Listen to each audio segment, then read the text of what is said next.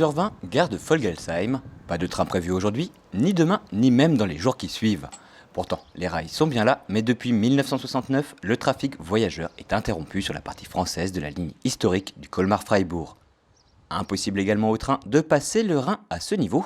Détruit en février 1945, le pont ferroviaire n'a jamais été reconstruit. Un oubli de l'après-guerre qui laisse la capitale haut-rhinoise sans connexion rapide avec sa voisine allemande. Je me suis toujours posé la question pourquoi cette liaison n'existait pas, alors que du côté allemand, entre Fribourg et Breisach, donc la dernière commune avant la frontière, il y a un train qui circule tous les jours, pas qu'une fois, deux fois, mais entre 5h du matin et minuit, avec 14 000 passagers par jour. Et pourquoi elle ne continue pas jusqu'à Colmar ? L'association Transrhin-Rail milite pour la réouverture d'une liaison ferroviaire entre Colmar et Freiburg.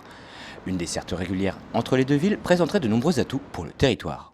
Et ne cesse que ce soit touristique, donc pour les Allemands qui souhaitent rejoindre la France, Colmar ou les Vosges, inversement pareil, les Français qui pourraient rejoindre l'Allemagne, la Forêt-Noire, Fribourg, mais c'est aussi économique. Nous avons beaucoup de personnes qui traversent la frontière quotidiennement et ça serait justement un super atout pour eux de prendre le train.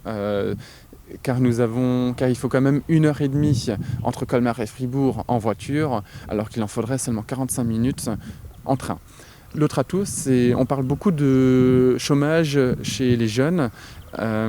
Pourquoi ? Parce qu'ils ne trouvent pas d'emploi en France, parce qu'ils n'ont pas forcément le permis de conduire, et ça leur permettrait quand même de rejoindre un lieu de travail sans vraiment être dépendant d'une voiture ou d'un autre moyen de locomotion.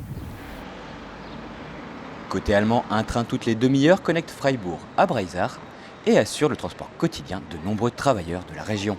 Pour l'heure, rien d'équivalent côté français, mais la réouverture de la ligne transfrontalière pourrait bien doper le trafic, tant pour les connexions entre la France et l'Allemagne que pour la desserte locale. En 2004, il y a une des premières études qui a été réalisée qui chiffrait environ 700 passagers par jour. La nouvelle étude, elle arrive sur un chiffre entre 5 à 6 000 passagers par jour entre Colmar et Folgesheim. Et c'est quand même pour nous une super nouvelle parce que ça montre aussi qu'il y a un intérêt de la population. Le projet de ligne Colmar-Freiburg a connu une forte accélération ces dernières années. Inscrit dans le traité d'Aix-la-Chapelle en 2019, il fait également partie du projet de territoire de Fessenheim. Il est, pour ainsi dire, lancé sur ses rails. Aujourd'hui, nous venons de signer, très exactement le 30 juin, les études préopérationnelles pour cette ligne ferroviaire. Ça veut dire que ces études préopérationnelles vont aboutir d'ici fin 2022 à une enquête publique et donc ensuite le démarrage des travaux. L'objectif, j'ai envie de dire, de l'inauguration, de la mise en service de cette ligne, c'est 2027.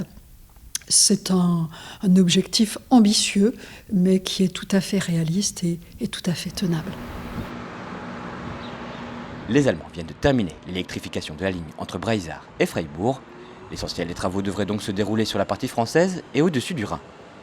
En France, c'est surtout qu'entre Folgesheim, donc la gare d'ici, et Colmar, nous avons une voie qui est quand même dans un état critique et qui devrait être refaite. Actuellement, on peut circuler à 40 km/h. Ce n'est pas le but. Il faudrait quand même pouvoir circuler entre 80 et 100 km/h, comme nous l'avons du côté allemand. Donc, du coup, il faudrait refaire la ligne. Et surtout, entre Folgesheim, la gare, et Breisach, il faudrait créer une nouvelle ligne ou refaire l'ancienne ligne de 1945 et construire 3 ponts d'affilée.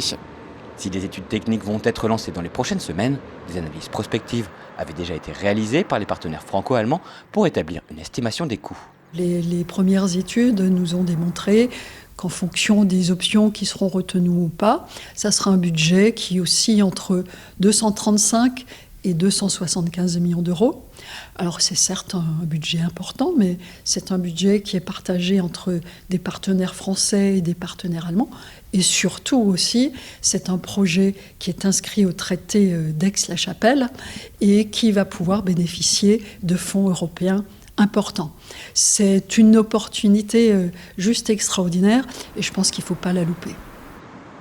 L'étude technique à elle seule est budgétée à plus de 3 millions d'euros et va durer 2 ans avant d'aboutir au lancement d'une enquête publique. Un coût déjà partagé entre Français et Allemands. Il y a une volonté côté allemand du Land, de Bade-Wurtemberg, mais aussi du Bund de Berlin, qui cofinancent tous les deux cette étude préopérationnelle. Et côté français, c'est l'État français, la région et le département du Haut-Rhin qui participent.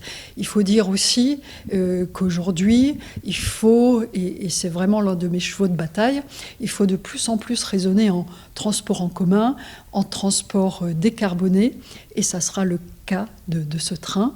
Donc c'est plus que jamais à l'ordre du jour aujourd'hui.